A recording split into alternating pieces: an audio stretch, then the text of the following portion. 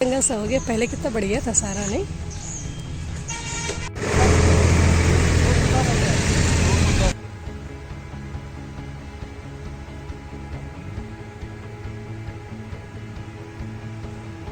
तो शाम के समय करूँगी वरना।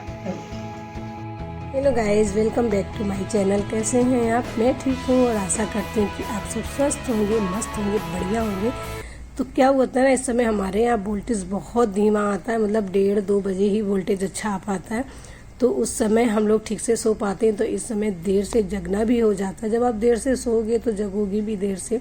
फिर गेट खोला, थोड़ा सा बाहर इधर उधर ताका झांकी की और फिर मुँह हाथ धुलने के बाद कुछ थोड़ा बहुत और इधर उधर देखूंगी, क्योंकि सुबह सुबह थोड़ा बहुत क्लीनिंग तो होती ही होती है। लेकिन मुझे लगा वॉश बेसन बहुत गंदा है, तो ये रूप है और इसकी मदद से मैं अपना वॉश बेसन साफ़ करूंगी।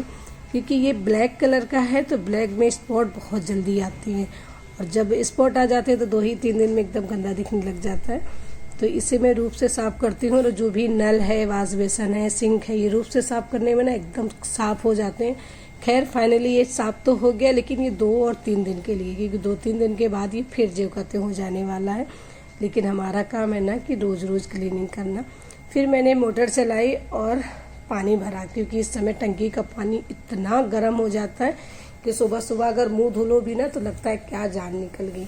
और ये मेरा बेचारा टूटा फूटा कूलर है, तो इसे हम इसलिए लगा लेते हैं कि कहीं चाय वाय पीने का मन है इस जगह बैठ के सुबह सुबह थोड़ा, तो ये चल जाता है तो थोड़ी राहत हो जाती है, क्योंकि गर्मियाँ बहुत हैं।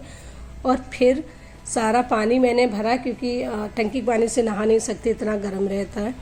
ताज़ा पानी भर लो, ठंडा ठंडा, तो मज़ा आता है नहाने में। और ये बाथरूम में थोड़ा बहुत इधर उधर पानी मारा, क्योंकि बाथरूम की डीप क्लीनिंग बाकी है, वो मैं संडे को करूँगी, अभी नहीं करूँगी। और जो पानी चारों तरफ भर जाता है ना, तो उसे झाड़ू की मदद से बाहर कर देती हूँ और चला दूंगी पंखा, तो मुझे पोछा लगाने की ज़रूरत नहीं पड़ेगी। वरना क्या है ना कि जब भी आप धुलाई करते हो तो पोछा लगाना ही पड़ जाता है, या वाइपर से खींचो। तो मैं झाड़ू की मदद से निकालती हूँ पानी। फिर मेरी बिटिया मुझे चाय लेके आई। चाय मैंने पहले ही चढ़ा दी थी। वैष्णवी को लगा कि मम्मी इतना सारा काम करके फ्री हो गई हैं, तो लाओ मैं इनको 1 कप चाय बना देती हूँ। और जब बच्चे आपको कुछ भी करते हैं, ज़रा सा भी काम करते हैं, तो बहुत बहुत बहुत अच्छा लगता है। मेरी बिटिया रानी कोई काम नहीं करती, मैं नहीं कराती हूँ, लेकिन जब छोटे छोटे से काम करती है ना तो मुझे अच्छा लगता है।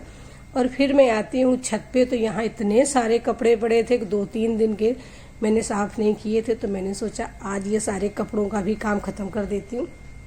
तो करीबन 2 से 3 बार आज मैं मशीन लगाऊंगी, तब जाके सारे कपड़े साफ़ होंगे। और फिर मैं जाऊंगी नहाने। तो जब मैं नहा के, ज़्यादातर मैं ऊपर का बाथरूम ही इस्तेमाल करती हूँ नहाने में, क्योंकि ऊपर भगवान भोलेनाथ भी हैं, तुलसी जी भी हैं। तो जल चढ़ाओ और इसके बाद तुलसी जी में जल चढ़ाओ, भोलेनाथ बाबा में जल चढ़ाओ। जो भी कपड़े आप धुलते हो वो भी छत में फैला दो।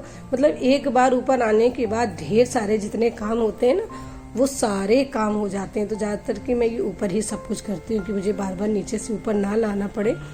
और फिर आती हूँ ठाकुर जी के पास, तो उन्हें भी उठाती हूँ, स्नान कराऊंगी, भोग लगाऊंगी। और पूजा ही कर रही थी कि हमारे मोहल्ले से पंडित जी आ गए, क्योंकि ये हर अमावस और पूर्णिमा को सीधा लेने आते हैं। कई बार 1-2 दिन आगे पीछे भी आ जाते हैं। तो उन्हें सीधा दिया, चाय पिलाया और फिर लौट के आई। तो भगवान जी का अपने कपड़े वगैरह पहनाए, क्योंकि आधी पूजा हो पाई थी मेरी, स्नान करा पाई थी, पंडित जी आ गए थे। तो अतिथि देवो भव, तो इसलिए पहले उनका मुझे स्वागत सत्कार करना पड़ा। और इसके बाद फिर भगवान की मैंने आरती पूजा की। पंडित जी के साथ बैठ के थोड़ी देर चाय पिया, और थोड़ा अच्छा लगता है ना जब बुजुर्ग कोई होता है तो उससे बात करने में, उसके पास बैठने में। और फिर मैंने तैयार हुई, क्योंकि आज मुझे जाना है जहाँ मैं पहले रहती थी, करीबन 2 से 2.5 साल पहले जब मैं रहती थी वहाँ। तो आज मुझे वहाँ जाना है, थोड़ा काम है। तो फाइनली मैं तैयार हो गई और बेटे के साथ निकल गई। तो ये एरिया है जहाँ पे हम लोग पहले रहते थे। पहले यहाँ बहुत अच्छा लगता था। ये सामने वाले रूम में मैं रहती थी। मेरे एसी का जो बाहर का फ्रेम है वो अभी भी लगा हुआ है। जब हम लोग रहते थे तो यहाँ बहुत साफ सफाई रहती थी। अब तो एकदम पूरा जंगल हो गया है चारों तरफ। यहाँ पे ना बहुत अच्छा लगता था, हम लोग सुबह शाम टहलते थे। और यहाँ से लेके वहाँ तक सारे क्वार्टर एकदम फुल थे। लेकिन हमें लगता है कि हम लोग गए तो यहाँ वीरानी छा गई एकदम। पूरी चारों तरफ पौधे पौधे हैं, पौधे क्या जंगल ही समझ लो, पूरा जंगल जंगल लगा हुआ है।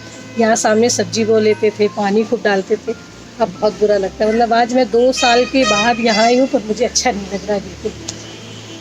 वहाँ से आने के बाद रास्ते में ही हमने सब्जी ले ली। सब्जी मंडी जाने का मन नहीं किया क्योंकि लेट काफ़ी हो गए थे, धूप भी बढ़ने लग गई, तो हमने सोचा यहीं से ले लेते हैं जो भी थोड़ा बहुत लेना है। हालांकि ये महंगी देता है, पर कोई नहीं, जितना उतना जाएंगे वो सारा एवरेज पूरा हो जाएगा। तो आज जो मैं धनिया पत्ता लेके आई थी, तो ये छोटा सा घड़ा है, तो इसके अंदर पानी डाल के, और जड़ से धनिया थी ना, तो इस तरीके से रख दूंगी। तो ये 2-3 दिन तक तो ऐसे ही हरी रहने वाली है। और इसे रख दूंगी खिड़की में, तो सामने से हवा भी आती रहेगी, थोड़ा सा उजाला भी मिलता रहेगा, तो बढ़िया रहेगी। और फिर बनाने लगी बच्चों के लिए खाना। नाश्ता सुबह हो गया था। खाना में आज सिंपल सी सब्जी, चावल, रायता और रोटी बनेगी। फिर थोड़ी बहुत किचन की जो डीप क्लीनिंग है तो वो नहीं होगी, लेकिन हाँ थोड़ी थोड़ी सी क्लीनिंग होगी, क्योंकि रोज भी ना आप कितना भी रखो, लेकिन थोड़ी ना थोड़ी साफ सफाई तो हो ही जाती है। और अभी बज रहा है 12 और दोपहर का खाना तैयार हो गया। गर्मी इतनी ज़्यादा है कि कुछ भी काम करने का मन नहीं करता, बार बार लगता है कि बस कुछ थोड़ा बहुत हो जाए, उसके बाद आराम करें, कूलर चल जाए तो सुकून में बैठे। लेकिन खाना आपको बनाना पड़ेगा। पता ही की बात बताए, घर में जो मम्मी होती है ना, उनको गर्मी नहीं लगती है, ना ही उन्हें गर्मी लगती है, ना ही उन्हें सर्दी लगती है, क्योंकि वो ना हर समय पे एयर कंडीशन रहती है, क्योंकि उन्हें किचन पे भी सारा काम करना है। आपको कितनी भी गर्मी लगे, आपको सुबह का नाश्ता, दोपहर का खाना, शाम का खाना बनाना ही बनाना है। घर के जो काम है वो करने ही करने हैं, गर्मी हो या सर्दी, डजंट मैटर। तो खाना मेरा तैयार हो गया है। बच्चों से पूछ के आए, बोले मम्मी आधे घंटे बाद देंगी, तो आधे घंटे में भगवान का भोग लगाऊंगी और फिर बच्चों को दूंगी खाना, और फिर थोड़ी देर मैं भी आराम करूंगी। और आज मेरा मन है ना थोड़ी देर टीवी देखने का, तो आज मैं कोई मूवी लगा लूंगी।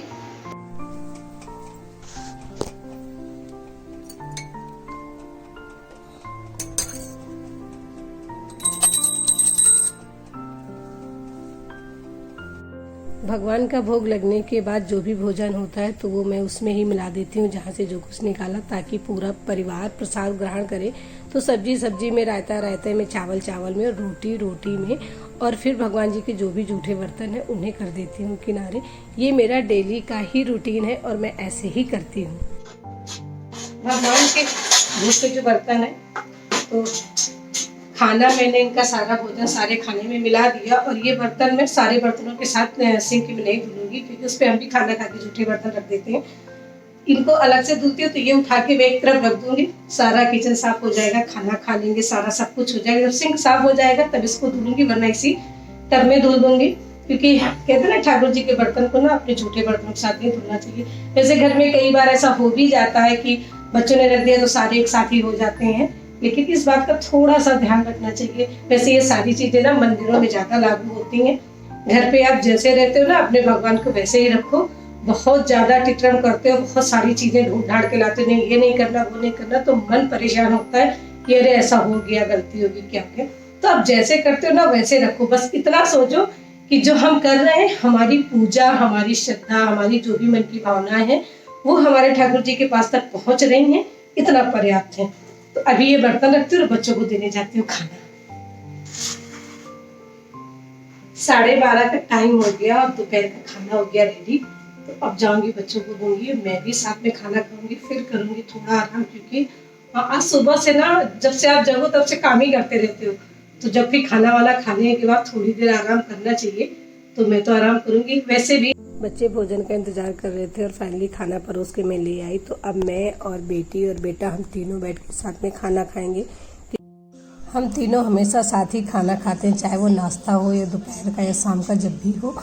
इसके बाद आज मेरी बिटिया रानी को बहुत तेज़ बुखार था, तो मैंने उसे 1 घंटा पहले मेडिसिन दिया था। तो अब वो मुझसे पूछ रही कि माँ फीवर उतरा कि नहीं, कि अगर उतर गया तो मैं खाना खाऊं।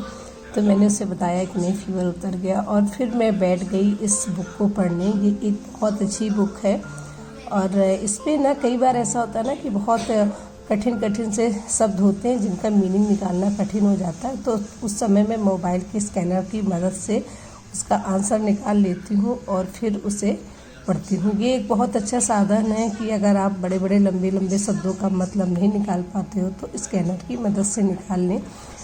वीडियो अच्छा लगा हो तो चैनल को सब्सक्राइब, वीडियो को लाइक ज़रूर कीजिएगा। आप लोग वीडियो लाइक किया करिए चैनल, और कमेंट्स भी किया करिए।